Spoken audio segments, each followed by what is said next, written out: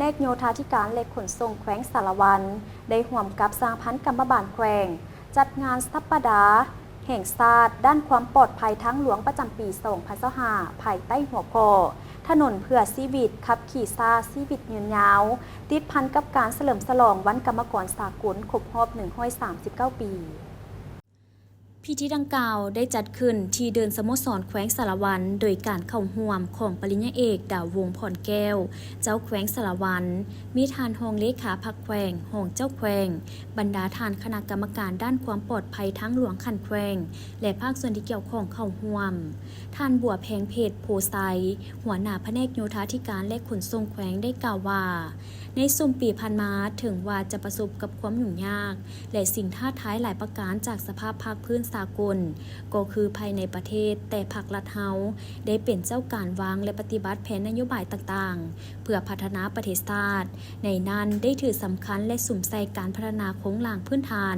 โดยเฉพาะเวียกงานคมนาคมขนส่งเน้นใส่ก่อสร้างให้มีความสะดวกว่องไวปลอดภัย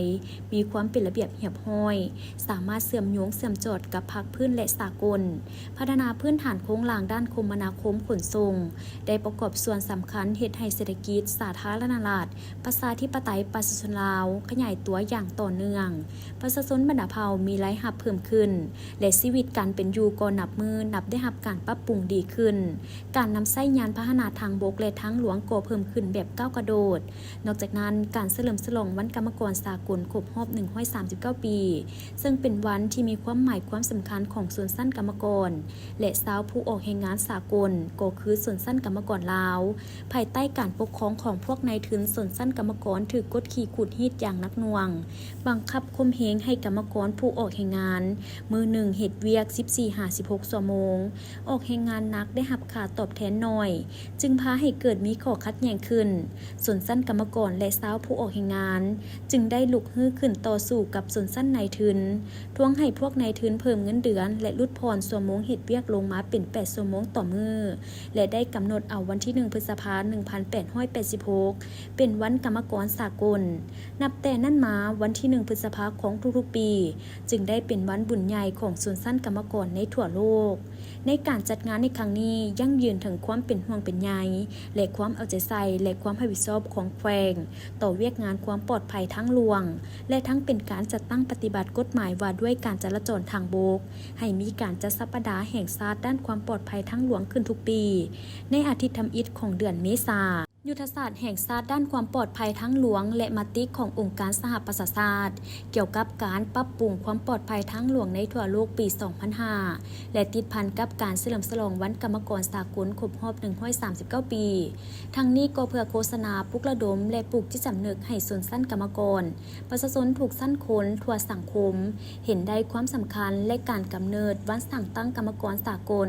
และเห็นได้ภัยอันตรายของการละเมิดกฎจราจรเป็นต้นการขับขี่รถไว้การดื่มสิ่งมึนเมาแล้วขับรถ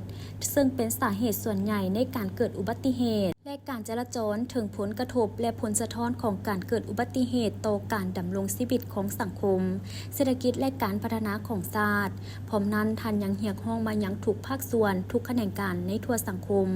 จงได้พร้อมกันร่วมแรงร่วมใจปฏิบัติกฎจราจรอย่างเข้มงวดและโฆษณาปลูกจิตสำนึกเกี่ยวกับเวียกงานความปลอดภัยทั้งหลวง